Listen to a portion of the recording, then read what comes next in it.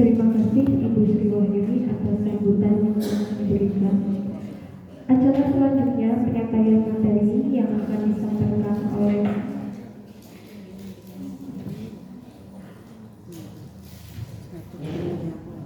mohon maaf.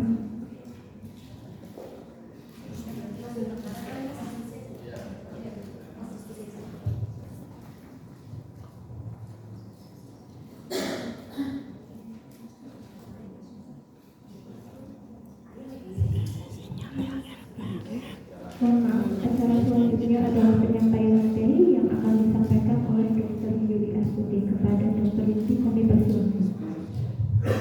Bismillahirrahmanirrahim. Assalamualaikum warahmatullahi wabarakatuh. Waalaikumsalam warahmatullahi wabarakatuh.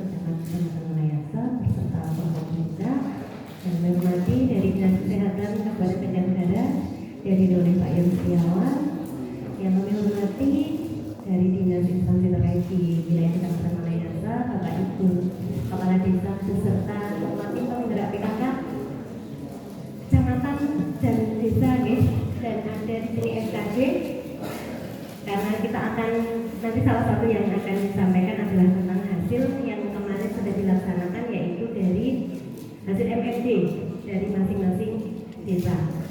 Apa yang akan saya sampaikan, saya mengantarkan ke apa yang menjadi mengerucut di permasalahan yang tadi bisa disampaikan oleh Bu Camat. Jadi di sini analisa situasi terkait masalah kesehatan yang ada di wilayah Kecamatan Mayasa terkait dengan anti AKB, gizi, dari berbagai PMT barangkali nanti ada solusi seperti itu, karena saya yakin dari kami Puskesmas juga sudah luar biasa bekerja sama dengan kader-kader ini yang sangat-sangat bekerja dengan sangat-sangat sudah luar biasa menggarap tentang program PMT lokal ini.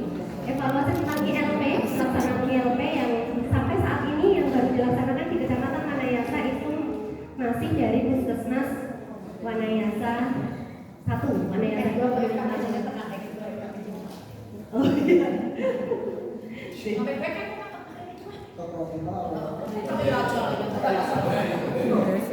Masih tentang TBC juga, KB, Erapol,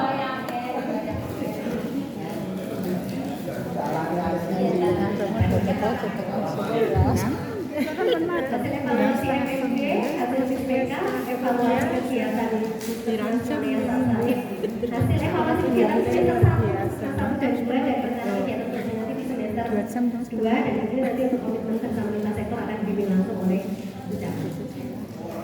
Angka kematian ibu alhamdulillah di wilayah Kecamatan Wanayasa sampai dengan Juni 2024 ini tidak ada kematian ibu. Semoga ini berlangsung terus gitu kan. Nah, untuk selanjutnya tentang angka kematian bayi, di sini ada ini di kecamatan, di tingkat kecamatan ada 8 kematian ibu. Untuk desanya itu ada desa Penanggungan 1, kalau desa Penanggungan ini karena kelainan bawaan. Kemudian ini Ubang, Wanayasa, Jatilawang 2 Bu. Kenapa 2? Karena di situ kembar ya.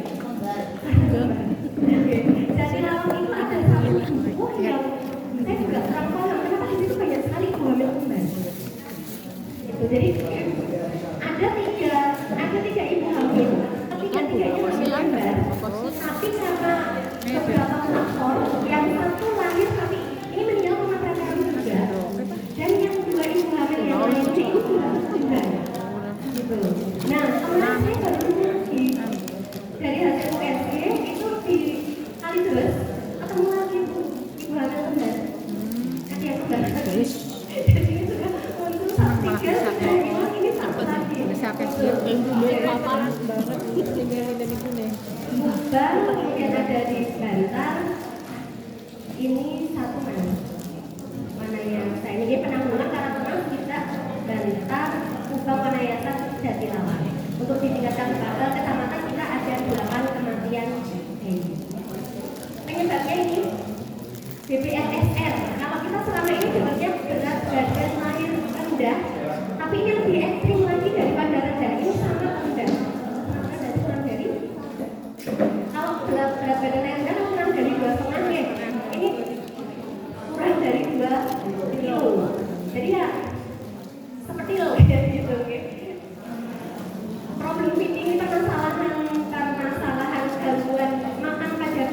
bayi baru lahir, di situ dia kesulitan menetes.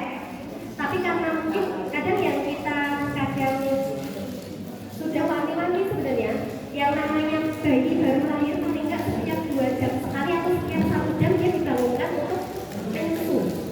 Tapi kebanyakan di masyarakat kita ketika bayinya itu anteng, dianggapnya bayi lemah gitu. Jadi ketika dibangunkan dia sudah susah untuk minum, kayak gitu, susah untuk menetesnya. Dan yang ini terjadi karena keterlambatan. Ada sumbatan saluran pencernaan ini berarti karena kelainan bawaan, pneumonia. Nah, kalau pneumonia ini kebanyakan karena faktor lingkungan juga ya.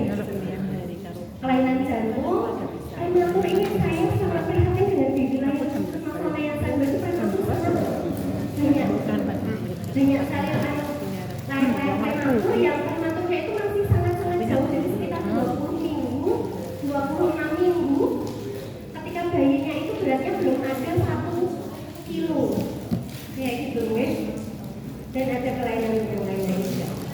Ini untuk PMT, saya sampaikan gambaran terkait dengan PMT.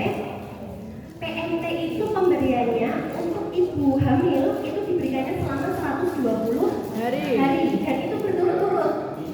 Bisa dibayangkan ibu-ibu kader yang kita pasrahi untuk mengelola ini selama 120 hari ngopeni ibu hamil dan balita, masak ke ibu hamil dan balita, mungkin bapak-bapaknya jadi lari orang dimasak ke Kampiran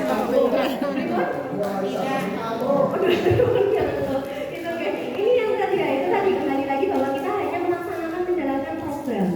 Kalau kemarin dulu sempat kita bahas bersama di wilayah Puskesmas Manayasa 2, saran dari Bu Kades Jatilawang itu kenapa harus PMT? Seperti yang dikali Pak Badar tadi, kita tuh sudah tidak kesulitan, tidak kekurangan yang namanya makan, tapi banyak sarkas di situ yang lebih membutuhkan. Malah usulnya Bu Kades, boleh nggak kalau anggaran untuk PMT itu kita salurkan untuk yang lain, misalnya membuat jalan sehat, membuat sanitasi? Nggak boleh. Ya bisa, jadi ibaratnya kita dari sononya ya.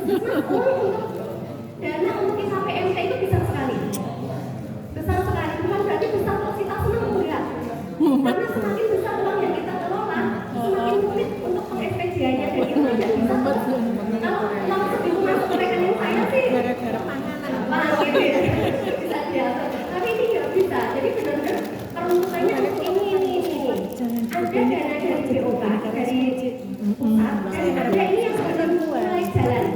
Ada Bankim dari Kementerian Keuangan. Belum lagi desa juga ada. Iya, PMD dari desa itu bagaimana? Karena kalau bisa itu tidak boleh sasaran yang sama. Iya itu. Yang sudah berjalan di Puskesmas Manayasa, karena kita memulainya tidak di hari yang sama. Jadi ada yang sudah 51 hari, ada yang sudah 44 hari, 48 hari, 51 hari, dan targetnya nanti ibu hamil itu sampai 120 hari.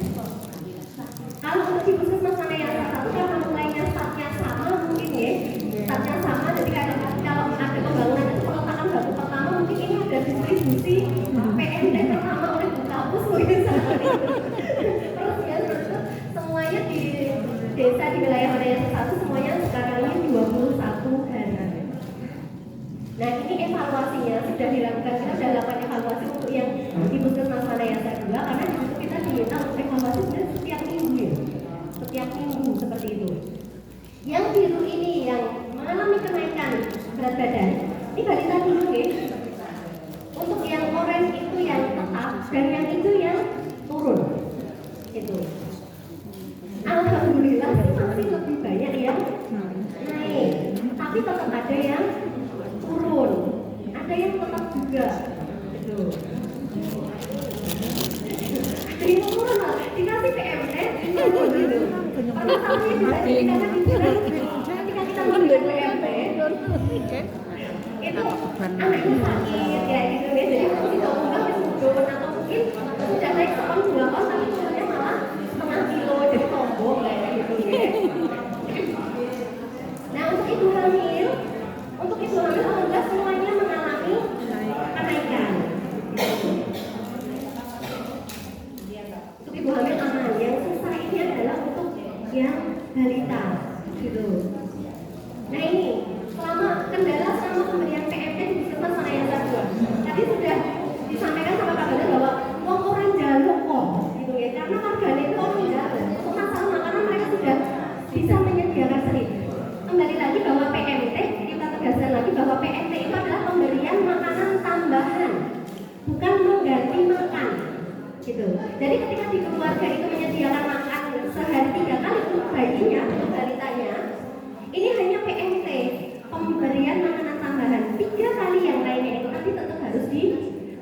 jadi bukan berarti dikasih ini terus mau didulangnya. Nah gitu ya, ini hanya makanan tambahan, ibaratnya cemilan selingan seperti itu ya. Ini. Di sini sasaran malas untuk mengambil PMT secara mandiri di kader sehingga menyebabkan kader harus mengantar PMT secara terus-menerus. Mungkin ini tidak hanya terjadi di wilayah Puskesmas Manayasa 2, tapi mungkin di wilayah Puskesmas 1 juga begitu. Gitu, oke? Ibu-ibu kader? Bukan kader ya? TPPKK jelas tahu. Oke, sama saja ya? Sama kayak gitu lah. Iya. Saya tuh sampai mikir, ini PMT itu sudah disediakan, sudah disiapkan oleh ibu kader, tinggal mengambil aja susah. Apakah kita perlu di bahkan di si sandeng banjir. Nah terus tugasnya sebagai orang tua, sebagai ibu itu gitu lah. Karena yang terjadi kemarin baru kita bahas di wilayah Puskesmas Manayasa 2 sudah diantarkan. Akhirnya PMT itu diantarkan ke rumahnya untuk mengembalikan tempat untuk diberikan di hari berikutnya. Itu pun orang kober. Boten kober bu pada mau mriki. Niku. Akhirnya didatangi bener kadernya itu luar biasa. Wis mbok ngakar dongkol mbok piye tapi ngambil. Bahkan ketika ngambil di rumah pun orang kober ngambilke. Orang kober njupuke. Jupuk dhewe. Kayak gitu. Jadi yang seperti itu ada di lingkungan kita gitu kan. Sasaran mengambil PMT tidak tepat waktu. Jadi di dalam PMT itu ada kita lebih banyak itu menetapkan protein hewaninya, tapi juga di situ ada buah. Ketika diambilnya tidak tepat waktu, buahnya nanti sampai bahasa sayur nih, wes tertuang sayur sudah tidak enak untuk dimakan ya gitu ya.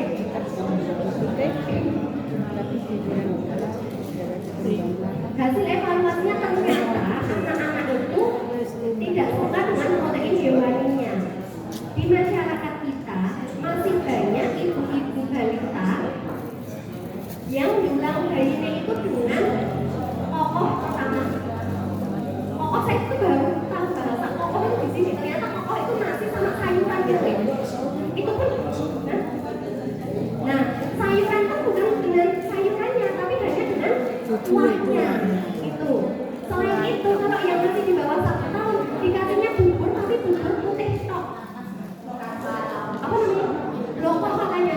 Saya baru dengar itu istilah blokoh kayak gitu. Jadi hanya bubur sumsum, tapi tidak ada campuran apapun. Nah itu anak-anak berarti tidak mendapatkan protein hewani. Padahal untuk anak-anak yang paling penting protein hewaninya itu tadi. Kebiasaan makan seperti itu mungkin kalau dulang bubur seperti itu alasan kayak itu lebih cepat kali ya. Iya kayaknya. Cuma nasi sama kuahnya juga So rampung. gitu. Cepat. Tapi kalau misalnya dia harus punya, pada akhirnya ibunya juga mungkin nggak sabar karena terlalu lama. Yang kedua karena kebiasaan seperti itu pada akhirnya anak terbiasa untuk makannya cepat, jadi dia malas untuk menyuapnya. Sama seperti ketika anak bayi baru lahir dikasih dia ASI, dia kan harus ada usaha untuk menyuap ya. Kalau sudah kena susu formula pakai dot, dia kan nggak perlu nyuap, tinggal melongo aja. Pada akhirnya ketika harus kembali lagi meninggalkan dot itu sangat susah. Ini tidak hasil evaluasinya tidak semua balita mengalami perbaikan gizi, kenaikan berat badannya, karena PMC-nya tidak habis, terutama tidak habisnya itu proteinnya. Padahal yang kita tekankan itu harusnya proteinnya dulu, tapi justru yang diambil sama anak-anak itu lebih ke buahnya seperti itu. Nah di sini apakah pola asuh itu menjadi salah satu faktor penyebab terjadi seperti itu? Kayak gitu, karena kebanyakan seperti saya sering ngeliat ya, saya itu tanda tangan konseling pranikah prasidang itu ya, bukan pranikah, konseling prasidang itu sekarang lebih banyaknya anak-anak di bawah 18 tahun, di bawah 17 tahun itu. Nah otomatis yang akan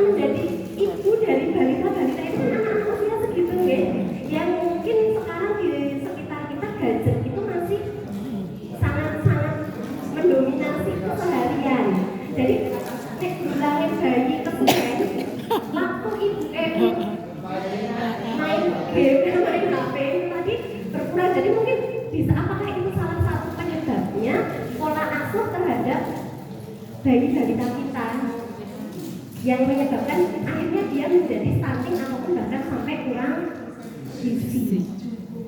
Di wilayah Wanayasa 2 itu ada sampai gizi buruk, tapi antara Bu Bidan, kader itu sudah sampai bingung ngatasi gitu. Lah pripun malih pun akan tenan pawakane iki kados ngoten iki. Pawaan. Jawabannya tuh kayak gitu. Nah, kayak pripun malih ya gue gitu. Padahal di kami itu nggak kurang-kurang juga. Bukan ada geret-geret tak marah gitu. Ada juga itu sudah berusaha sampai ke sana. Sampai dulu pernah kita tinggal serentak yang datang hampir 100%, akhirnya sisanya kita sweeping karena tidak di taman.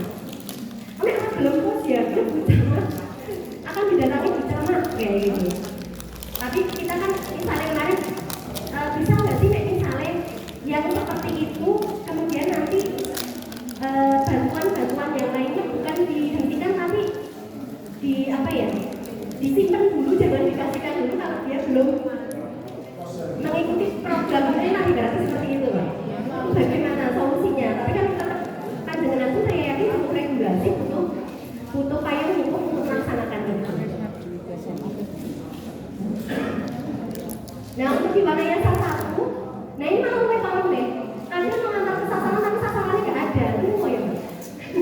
Mungkin sasarannya sudah pergi lalu itu masih sore, mungkin kayak gitu. Mengantar ke sasaran tapi sasarannya nggak ada, nggak peduli dengan PNT, program PNT. Yang jadi bayangannya besok makan siang gratis, nggak ada. Makan siang gratis gitu ya. Menolak diberikan PMT. Nah, sebenarnya kita memilih sasaran untuk diberikan PMT itu berdasarkan status gizi, gitu. Berdasarkan status gizi. Tapi laras tadi yang ketiga, bisa jadi dia ketika diberikan PMT itu dianggapnya jadinya malu, gitu, malu menerima.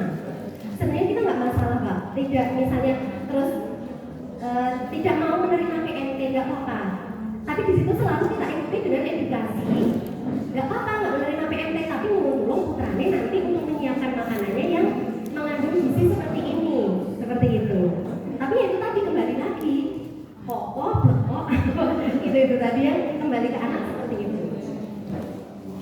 Dan untuk evaluasinya belum dilaksanakan ya. Nah ILP ini khusus Mas Wanayasa 1 yang sudah melaksanakan ini di desa Pager Gunung. Satu-satunya desa di wilayah Kecamatan Wanayasa 2 yang sudah launching ILP, sudah potong-potong, sudah gunting style. Wanayasa 2 pengen niru tapi belum. Gak punya pustu kemarin dari Kubang aja kan ngomong, oh silakan, tapi ternyata dari luasnya tidak memenuhi syarat kayak gitu ya, tidak mencukupi. Itu ini launching ILP dan ILP Posyandu dan Pustu Desa Pager Gunung. Pada awalnya ILP itu ribet ya, seolah-olah ribet, terutama untuk kader karena biasanya kita posyandu kan gantian ya. Sekarang posyandu balita, besok posyandu lansia, besok posyandu. Nah di ILP itu kan karena satu keluarga, di situ ada balita juga posyandunya jadi satu dia. Jadi ada balita, ada usia produktif, ada lansia, jadi berangkat bareng. Mungkin awalnya ribet, waktunya jadi tambah lamanya bisa jadi karena belum terbiasa, gitu ya. Dan administrasinya ribet karena yang diimpor otomatis lebih banyak kayak gitu. Tapi di sini ternyata ada keuntungan, administrasinya lebih tertata dan semua masyarakat mendapatkan pelayanan kesehatan. Harapannya begitu.